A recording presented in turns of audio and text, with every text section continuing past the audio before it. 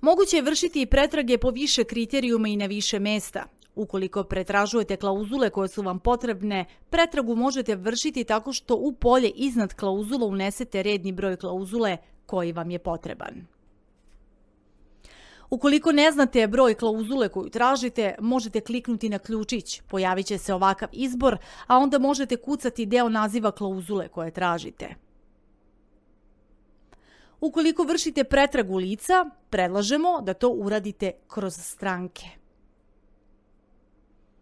Jednostavno izaberete dugme iz baze i u bilo kom polju koje se nalazi iznad prvog imena počnite da kucate reč ili broj. Kako kucate, tako će se izbor sužavati. Pretragu naravno možete vršiti i u azbučniku i to po istim principima kao i prethodne dve pretrage ili u polju koje se nalazi direktno iznad ili klikom na ključić.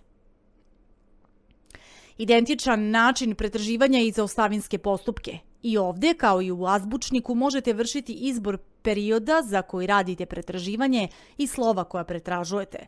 Ukoliko kliknete na dugme Svi, naravno, program će vam dati sve stranke i sve pretrage.